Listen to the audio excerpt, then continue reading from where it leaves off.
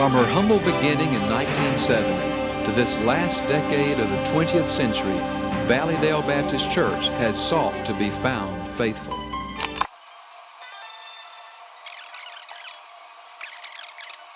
This magnificent $2.5 million facility is more than just brick, mortar, and steel.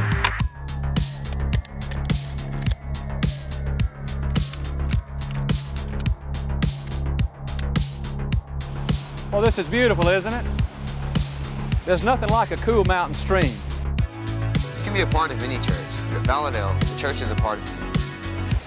You know, 2,800 years ago, the prophet Isaiah said that Jesus was going to be like a stream of water flowing through the deserts. In a lot of ways, that's the way I think of our church, Valleydale Baptist. We're a stream of cool water flowing through a desert. Any memory, any highlight, any important thing to me from growing up was Valleydale. My Christian friends really keep me accountable. It's great to see new people come to Christ and get active in the youth group. I loved Wednesday nights so much that my parents would ground me from Wednesday nights. When I got in trouble, they knew where to hit me where it hurt. I like the kids' musicals that we put on, and I also like the camp we go to. I'm Leanne Martin. My husband was Keith Martin. So our kids grew up here and grew up in this great church. You know, people that loved and cared for them and loved and cared for us. It was a great. It was without a doubt, it was our best time of ministry, without a doubt. He really loved you guys too, and he poured into you. If you had anything to do with choir, even those that didn't like choir liked choir because of Keith Martin's leadership in the ministry at that time. He pastored the choir. I think that's why you hear so much about him from people who were in that ministry, because they really would. They were bonded together, and nobody wanted to miss choir rehearsal. I mean, we have fun memories. My friends accept me for who I am. I can be myself here. Lots of fun memories. When it comes down to it, I am a believer and I am a faithful attender, and I serve in the church because of the foundation that was built from the very beginning. Summer camp, winter, spring break camps. You know, I've taken places that probably no student pastor should ever take you, but yet you did not complain except for a little bit. I don't remember difficult days. I remember the glorious days. Through every single challenge, God has met that with His provision. It's just been amazing to see time after time after time after time. It's the song, God, He's never failed you yet, and He never will.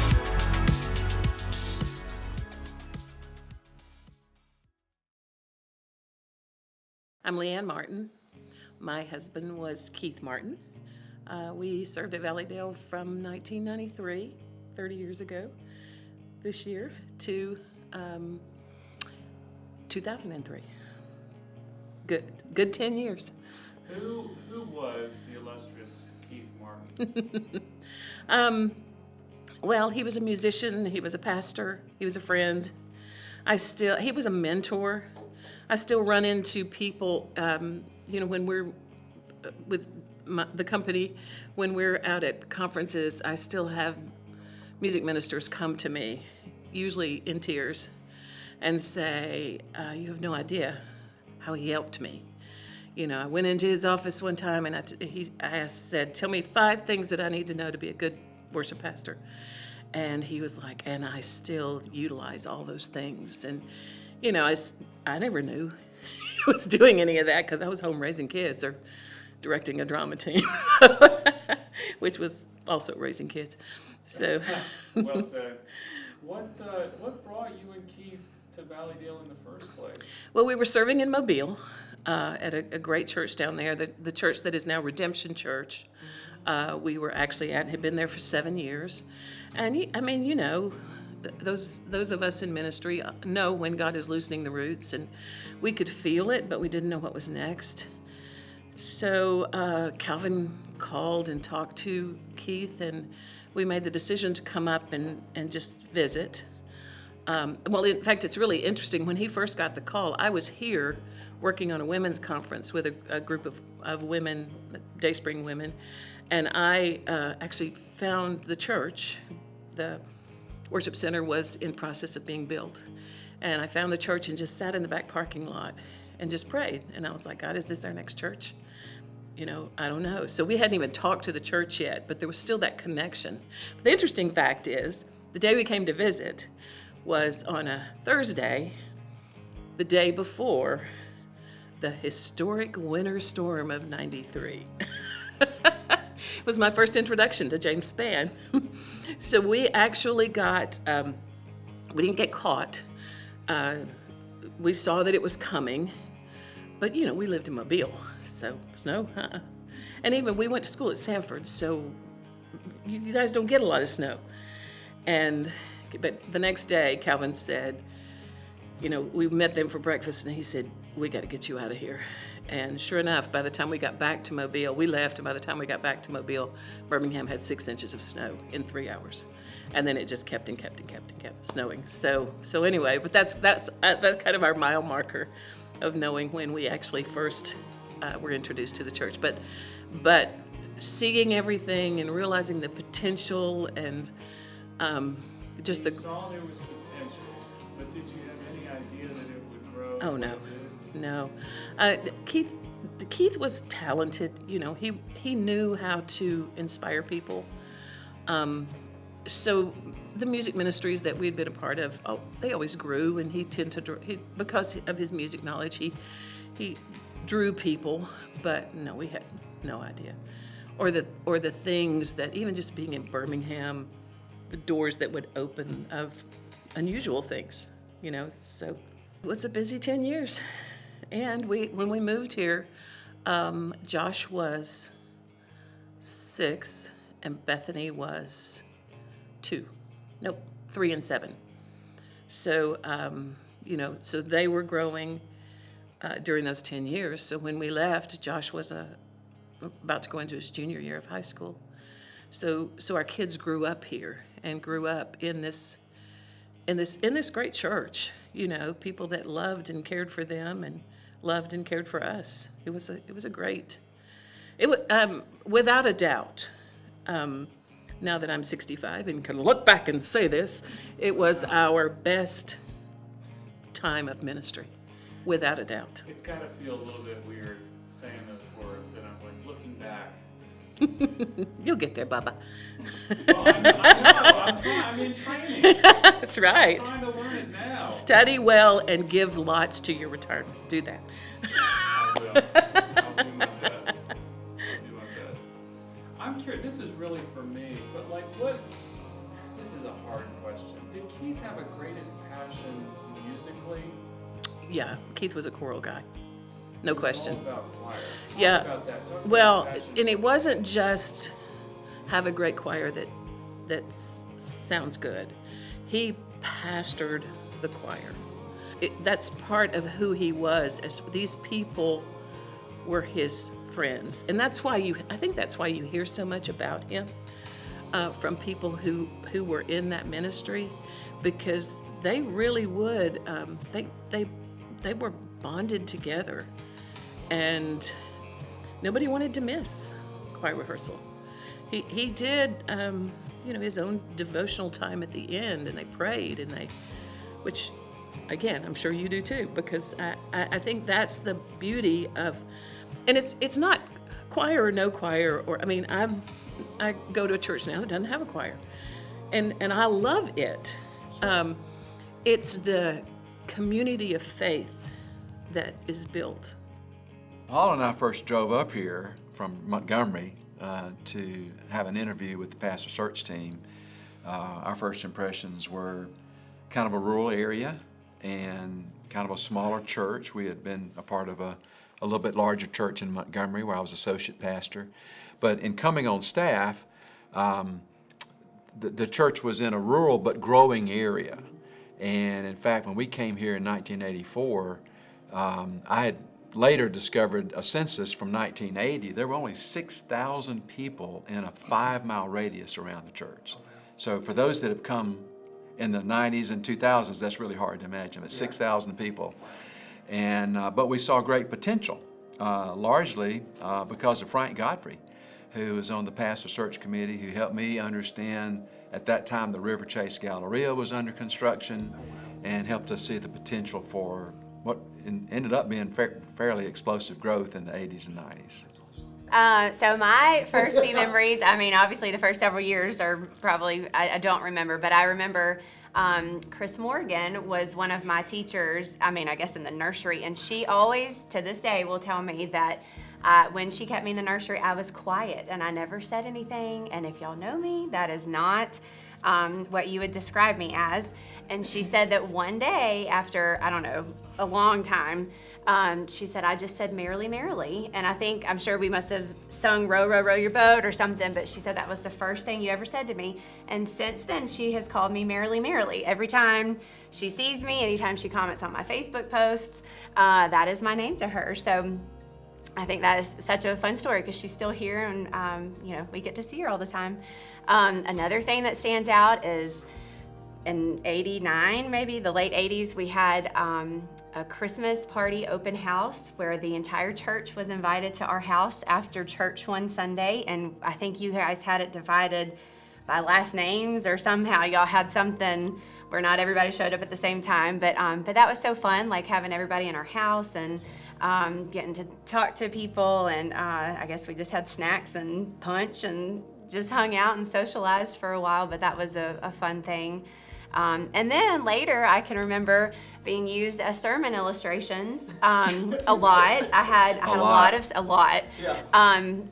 Probably what not to do or how not to act a lot of the times. But my favorite part about that was he would pay me for it because he said a good illustration is worth the money. But I got more if he forgot to ask my permission. So when we were doing 3 services, I was making bank a lot of times. So it was probably my first job. $1 per service. That's right. If I remembered to ask her, and $2 per service if I forgot. Wow. So and in the 90s, that was legit. That added up into some money.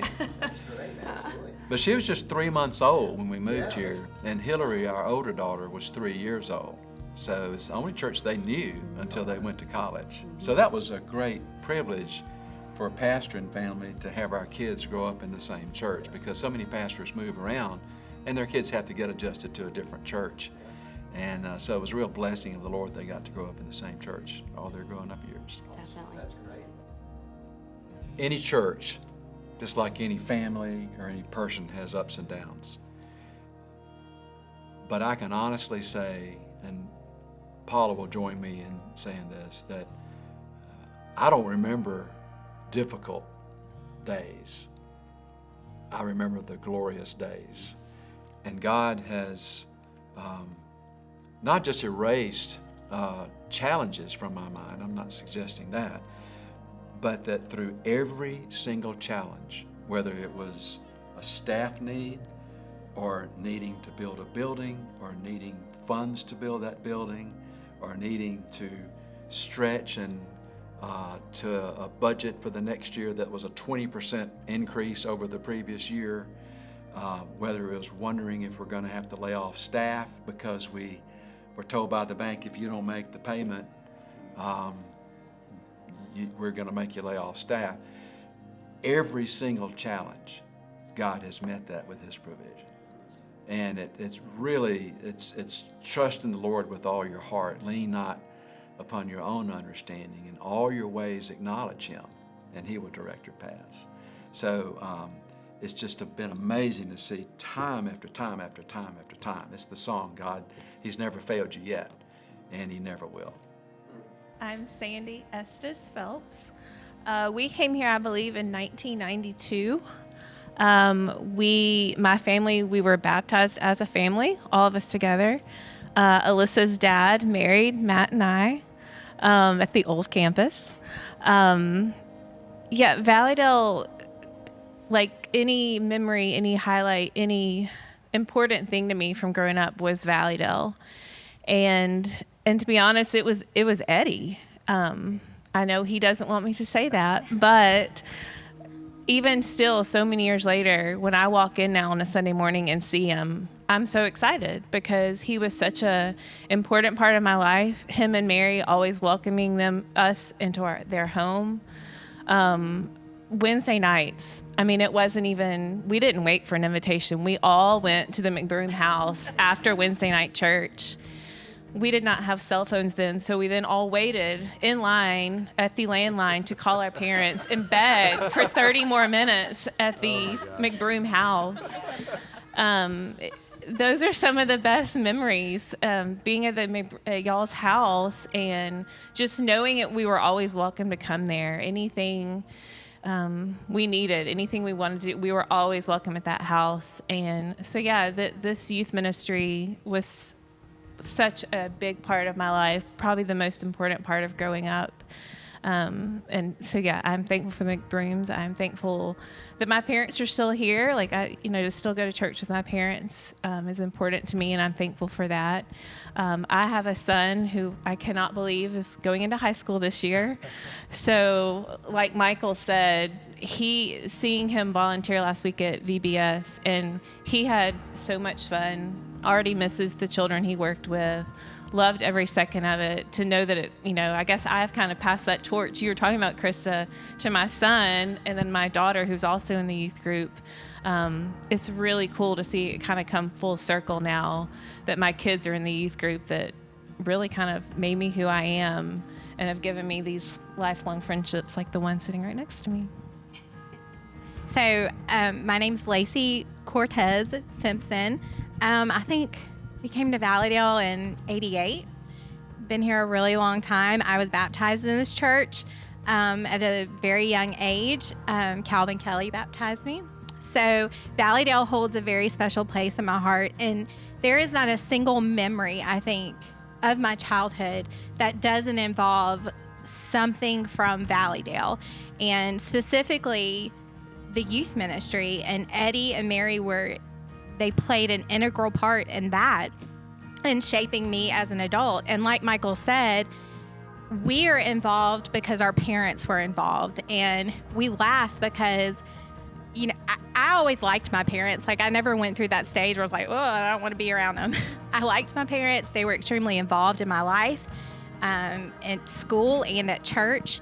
But they set an incredible example for me and what it means to serve, what it means to serve others, to serve your family, serve each other. And I'm trying to pass that on to my children as well. But this youth group, the friendships that we made, they've carried on through adulthood. I know we moved away for a little while, and then we came back, and I'm still very close to my friends that I made in this youth group. And I really think that's a God thing because our friendships were solidified because of God and the relationships that we developed. And Eddie was at the helm of that, and he taught me so much. And it's really important, that foundation that you start with is extremely important, starting in children's ministry, but youth ministry is extremely important. And you helped build that. And, as an adult, you may stray, but that foundation is what brings you back. And as an adult now with my own children, I'm working really hard to build that and disciple my children so that if they should lose their way, they will always come back.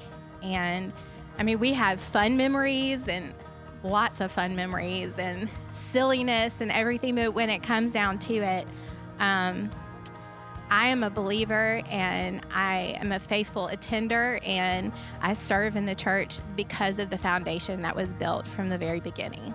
As I sit here and I hear everything it's said, it's because we had a church and a pastor that was willing to take a risk to let me do whatever I wanted to do within certain boundaries.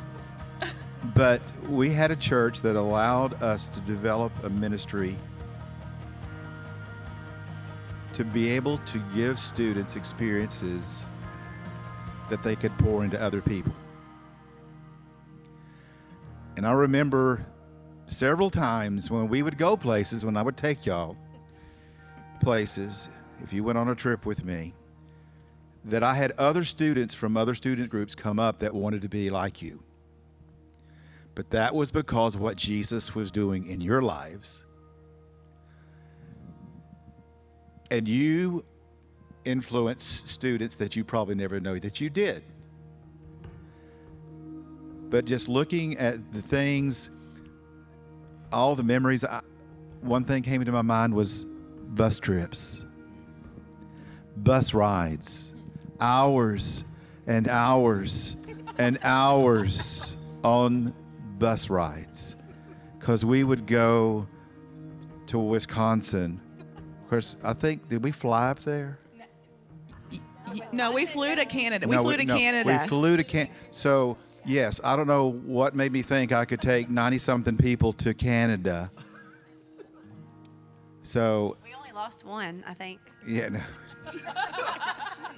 But just the memories of the things, you know, that happen on trips, and just how we saw God move through the students of this church.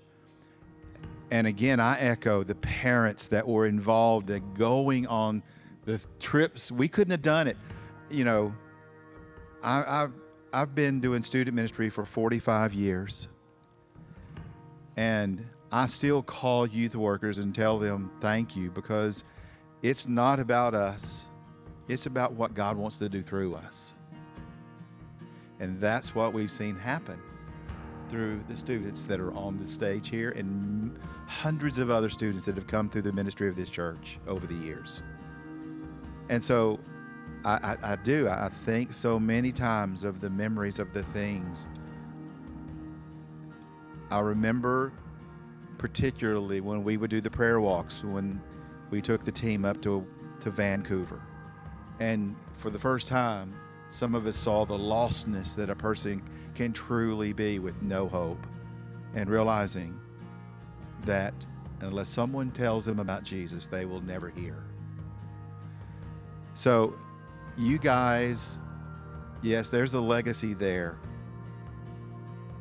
but it's because you allowed yourselves to be used of God to make a difference in people's lives. And it shows today. And so I just want to tell you, if I haven't told you lately, how proud I am of you and all the things that you guys have done and what you're doing and what you're going to do. And I just want to thank Valleydale, because they took a chance on me back when I was young, not knowing exactly what they were going to get, I guess. But there again, that's, our God is a God of miracles. And but just, you know, I think about some of the camps and the times that we did a foot washing, and how I saw God move, and just broken hearts just in you guys to want to serve and want to lead. And I'm just overwhelmed with the memories. And so I guess that's, you know, I love you guys so much. And just going forward, it's exciting to see what God's going to do through you.